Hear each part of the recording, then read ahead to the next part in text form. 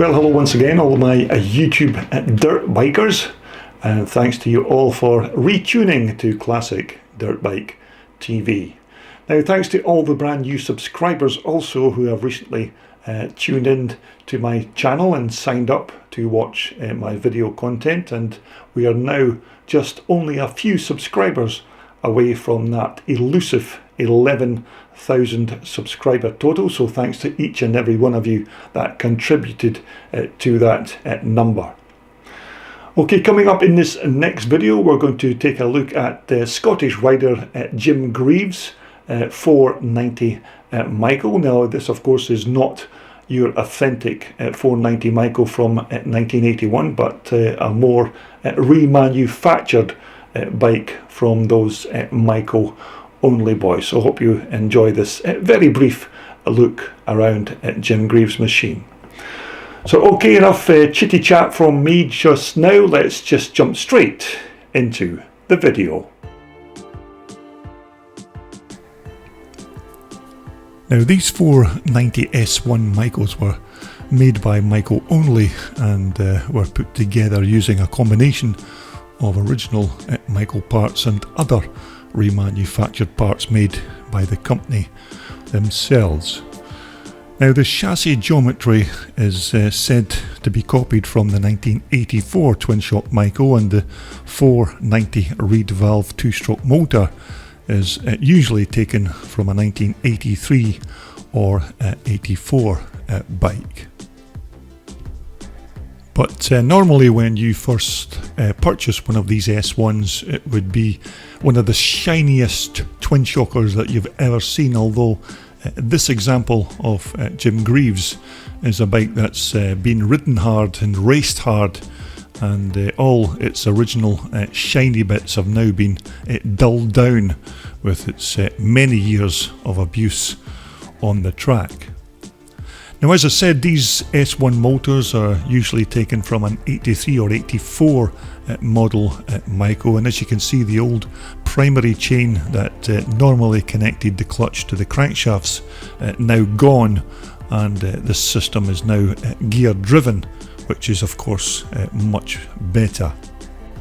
Now, the motor this time is fueled by a big 54 Bing carburetor and V-Force 3 reed valve block, and if it's power you're after, these 490s will supply more than your average club rider will ever need, because it's not really everybody who can ride these 490s to the limit, but if you've got big enough cojones and the skill to go with it, then this power plant will certainly propel you to the front of the pack.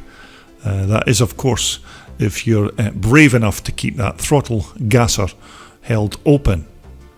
Now, you can just see the decompressor valve there at the back of the cylinder, which of course you need to help you kick this motor over, and you can also see that black cover there for the electronic Motoplat ignition.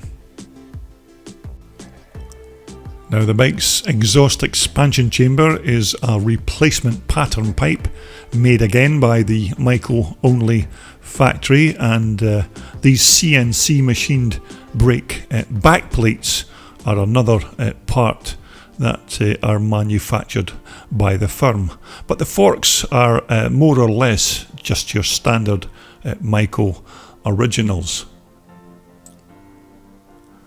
Now, the wheels are a pair of black ACR Talon alloys, and as far as I'm aware, the alloy box section swing arm is also made in-house, once again by Maico Only, but it certainly looks strong and tough enough to take the punishment that will be dished out by that Maico 490 rear suspension. And once again, you can see a pair of top of the range Öhlins piggyback shocks fitted to Jim's bike. Now, these Swedish made suspension units were normally bolted on as standard items to these bikes when you bought one of these S1s, which I think did add substantially to the hefty price tag that you'd be quoted after inquiring about the actual cost, because although these were remanufactured bikes, they certainly cost a great deal more than any original Maico would have done in the 1980s. Well, it says made in Germany. Well, some of this bike was certainly made in Germany, but unfortunately not all of it was. Now, the business end of the bike with these Magura levers and the small black lever there to operate that decompressor valve, so it's a bit easier to kick the engine into life. Now, the plastics were usually reproduction Maico plastics that MO would then fit their own S1 graphics to, but this alloy tailpipe is from Proform Racing, which is another quality off-road dirt bike exhaust manufacturer. Although I never really found out why Maico Only called these repo machines the S1, and I'm not really sure what that S1 was actually denoting, but maybe some of my more knowledgeable YouTubers out there will have a better idea. Now, more MO manufactured parts here with this alloy CNC made rear brake backplate. But this machine of Jim Grieve's would have looked so nice when it first left the Maico Only workshop years ago, but then again Jim didn't buy it to be a show bike, and it's beginning to show a bit of its age now after the many wins and championships that it's secured for Jim in the past. And as far as I'm aware, Maico Only no longer trade here in the UK, and I think all their stock of spare parts were then sold on to Bill Brown at Worldsport, who, as you know, already has the world's biggest collection of Maico spare parts, and many are the tons of original parts that Bill Brown bought from the Maico factory when it actually closed its doors many years ago. But nonetheless, it's still good to see one of these Maico Only 490 S1s still being used as a race bike, and not one of those blinged up super shiny show machines. But for me personally, I think I'll just stick to the original Maico bikes. Okay, we've talked a little about this machine. Let's see if we can get Jim to fire her up, and let's all have a little listen to what she sounds like.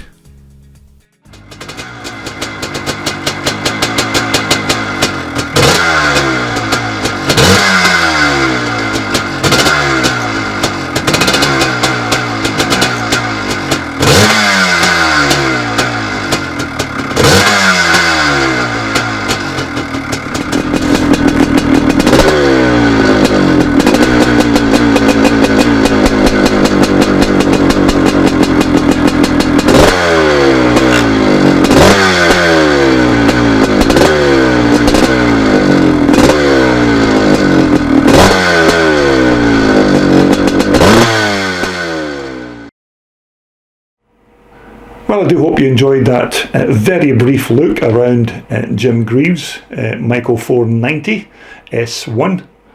Of course, not a fully authentic Maico machine from back in the day, but nevertheless, certainly worth a look here on Classic Dirt Bike TV.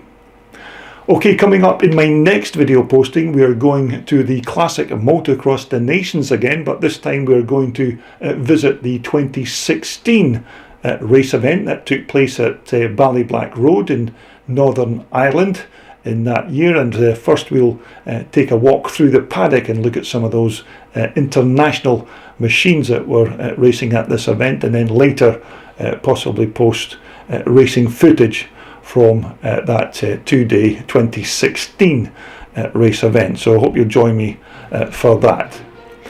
Okay, thanks to everyone again for tuning in to my channel, and until the next time, I hope everybody keeps safe and well until we all return to view more of this vintage iron right here on Classic Dirt Bike TV.